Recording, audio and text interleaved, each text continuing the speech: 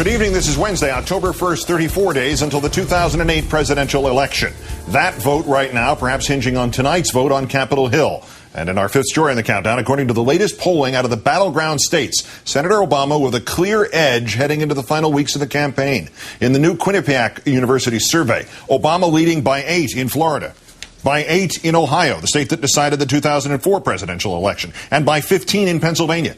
Obama with a 50% or better majority in all 3 states, and in all 3 exceeding the margin of error of 3.4. Nationally, Obama increasing his lead in a CBS News poll out tonight. The 9-point gap among registered voters marking an increase of 4 percentage points in the Democrats' lead since last week, also outside that margin of error. Meanwhile, the Democrat, his running mate, and his rival all at the Capitol, where lawmakers gathered to vote on the latest version of the bailout bill. Before returning from the campaign trail, Senator Obama today in Wisconsin urging his colleagues to pass the legislation. To the Democrats and Republicans who oppose this plan, I say that step up to the plate, do what's right for the country, even if it's not popular, because the time to act is now. Senator McCain having warned of another Great Depression this past Monday if the House had not passed the bailout bill by this past Monday. Today warning of more gloom and doom should the Senate version of what he is now calling a rescue plan fail. The Republican nominee also speaking of imaginary others, that is, politicians other than himself, who have aimed to exploit the economic crisis. Of course, there are always some who think first of their own interests, who calculate their own advantage instead of rushing to the aid of their country.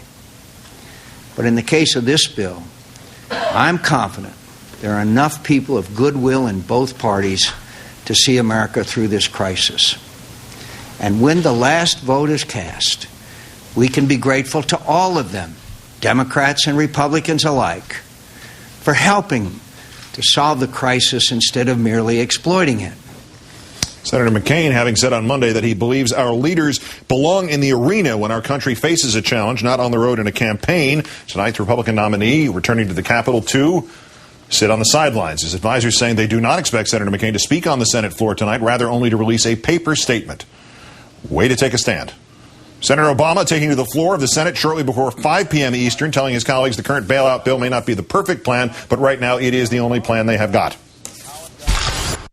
It is conceivable. It's possible that if we did nothing, everything would turn out okay.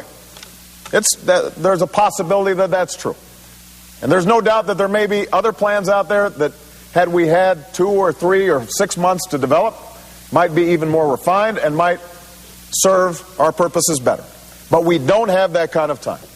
And we can't afford to take a risk that the economy of the United States of America, and as a consequence the worldwide economy, could be plunged into a very, very deep hole. Time now to call in our own Richard Wolff, also, of course, senior White House correspondent for Newsweek magazine. Richard, good evening. Good evening, Keith. The polls first. The Obama campaign said today that they seemed more than a bit rosier than reality. Is that a spin? I mean, the Time magazine poll has him ahead by 8 in Pennsylvania, not by 15. Or could the internal numbers be painting a different picture of this race than the public ones do? Well, I think the internal numbers inside the Obama campaign have shown much more level footing throughout this. They weren't as bad as Democrats thought they were before, and they're not as good as some Democrats think they are right now. And of course, Democrats should remember that 4 years ago, there were some big spikes in the polls for John Kerry around this time of year. He was 8 points behind the first debate. And then he evened it up between the debates before falling back to 8 points behind at the end of those debates. So these numbers are going to be in flux. We're seeing state-by-state movements that are really quite exceptional. And yes, there are big events going on. Obviously, the debate can reshape perceptions. But I think it's probably a lot more level here. The trend is clear, though. It is heading in Obama's direction for now. Quinnipiac and CBS drew distinctions between their pre- and post-debate numbers, but might it be more accurate to say that the economy has propelled support towards Obama in the last week, and the debate just sort of happened to fall in the middle of this extraordinary economic story? Yeah, I think that's probably the best analysis here. It's very hard to pick apart the debate and the economy here because they are two big factors in shaping how people are deciding as they focus in on their vote, how they're deciding what they think of these two candidates. So whether you're viewing a candidate under the glare of the TV cameras or viewing them under the glare of the economic crisis, voters are still narrowing down their choices and focusing in a way that you would expect at this time. So very hard to separate the two, but really the test of leadership is actually more about the economy than it is about the debate.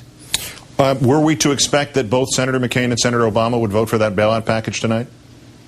Yes, indeed. And look at how their rhetoric has changed. Both candidates really toning down the partisan attack, the personal attack. It's still there, of course, but speaking much more in a consensus way about the need for this package to go forward. So, yes, we expect them both to vote yes. And yet, Senator McCain was holding out until after the vote for a statement, and not even apparently appearing before the media, just a paper statement. Is he waiting to see how all this plays out before he decides to tell us whether he supported it or was opposed to it? Yeah, I'm not sure what the tactic is here. You know, I can understand Joe Biden doing that. Of course, Joe Biden's got his mind on the debate.